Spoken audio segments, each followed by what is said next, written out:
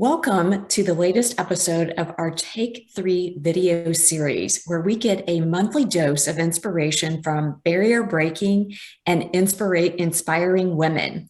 I'm Wendy Doyle, President and CEO of United We. Today, I'm excited to speak with Dr. Lupita Fabregas, Director of the Missouri 4-H Center for Youth Development, and also a member of our United We Missouri Women's Economic Development Task Force. Lupita is originally from Mexico and immigrated to the United States in 2002. She received an undergraduate degree in agriculture engineering and animal sciences, a master's degree in education, and a doctoral degree in agricultural education. She previously worked at the University of California as the 4-H Assistant Director for Diversity and Expansion, and her team will receive a national award in 2021 for their work with Latino communities.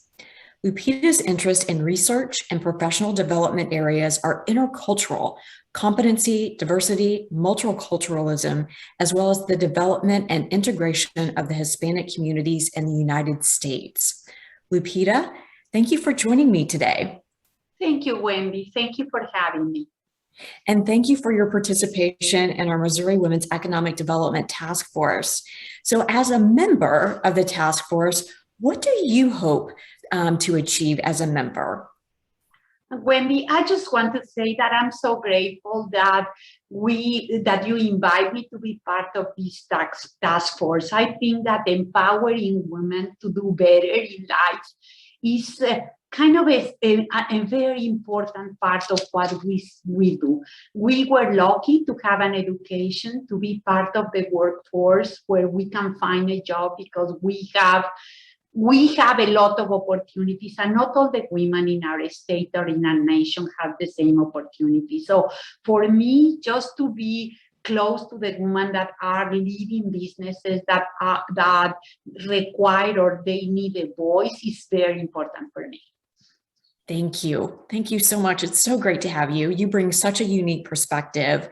And I think a follow-up question is that you and I have talked about, but just to share with the audience, just how Latino women who may be fluent in Spanish can join us in this effort. So would you like to share about that as well?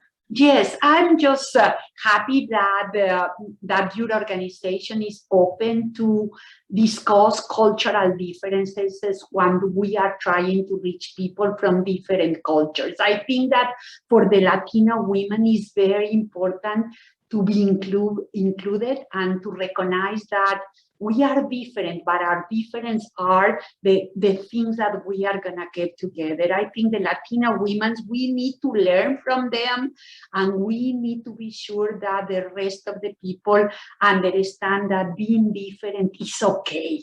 And we need to offer the spaces where everybody can have a voice. And for the Latino women, having the opportunity to express themselves in their own language is very important, because not all of us are fluent enough to express our feelings. I always think that expressing facts are easy, but expressing the way that we would like the things to be in the future is really hard when English is not your first language or other language. So having the opportunity to reach the Latino women in a way that we are selecting or detecting the community leaders and personally invite them to be part of this effort is going to be the difference between them feeling that they are part or not part of this. And I think it's important that also the discussions can be in Spanish, just giving them the option. If they want to join the English speakers, it's okay. But if they don't feel comfortable enough, they are going to have a plan B. And that's exactly what I would like to see. Thank you. And at United We, it's really important to us that we welcome everyone, including Latino women. And we're looking forward to hearing from them and their stories. And just again, appreciate, Lupita, your leadership and helping us make sure that we do a good outreach effort to the Latino women. And coming up in Sedalia on August 9th, we are having a town hall session specifically for Spanish-speaking Latino women. So If anyone who is listening today knows someone in that community, please encourage them to join us. We want to hear from them. So, Lupita, you helped lead the largest 4-H inclusion and diversity initiative in the United States through your work at the University of California in Davis, California. I'd love to learn more about the work you did and the impact it had on Latino communities.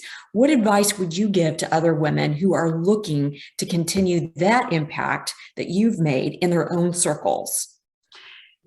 I think the most important piece of the work that we did and they continue doing in California is to be absolutely sure that we overcome assumptions that the Latino communities are not interested in participate in programs. I think that's the main thing that we need to overcome. All the Latino communities, when you engage them in programs like 4-H or extension, and you take the time to become part of the community and to show them all the benefits that their participation will have.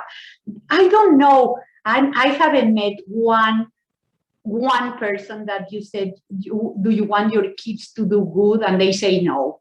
Everybody wants the next generation to do better.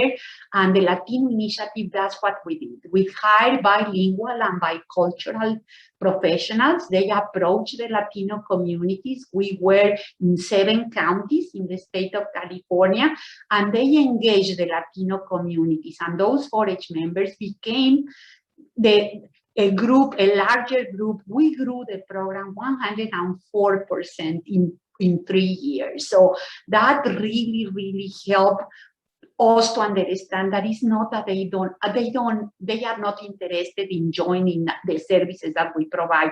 It's the way that we approach and invite them to join, and the quality of the programs, of course, that we give, so that we offer. That's amazing. Congratulations again on this honor, but for your leadership and work. And I think you hit on a key point, Lupita, about, a key takeaway to the audience is to not make assumptions, to not assume, and to continue to do that outreach and invite others to join us in this effort. I think that's a valuable lesson learned. So thank you for sharing that. A third and final question in our Take 3 series here is to end on a more personal note. So I know you were born in Mexico and would love to learn more about your childhood. So what is your earliest memory as a child, and who did you want to be when you grew up?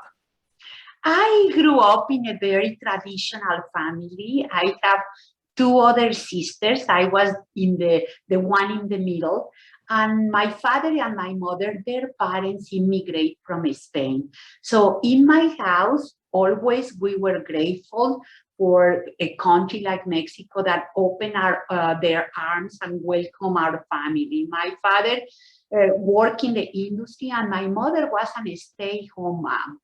Both of them really hard workers. I remember that dreaming big in our house was always part of the conversation.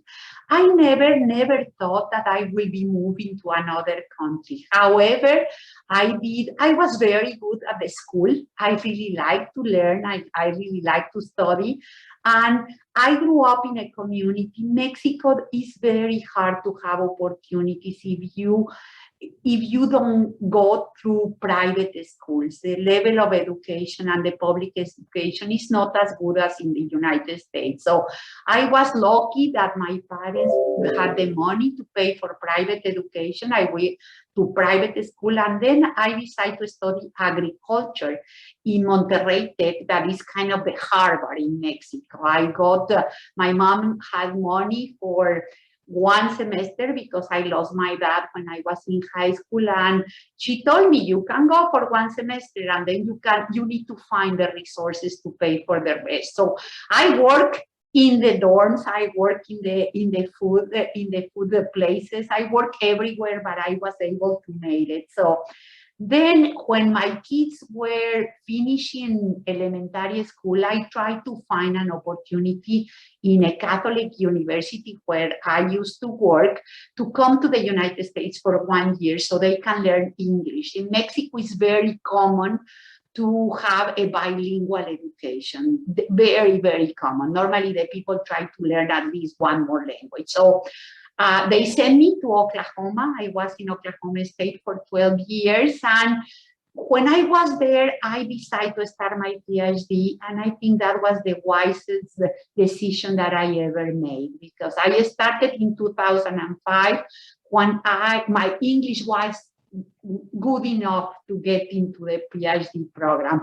To do that, I attend all the free English classes in all the churches in the city.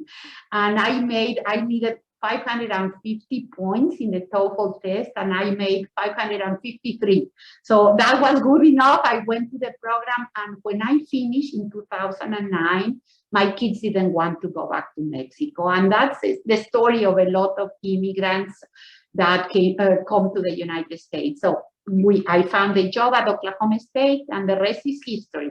And now we are American citizens after 13 years. In 2015, we became American citizens. So what I really try to teach my kids is that there are nothing that you cannot accomplish if you really work hard. And I think that's it's the best example that I can give to them. Oh, thank you so much, Lupita, for sharing about your background. Congratulations on becoming a United States citizen in 2015, and for your commitment to empowering women across Missouri, and for your service to our Missouri Women's Economic Development Task Force.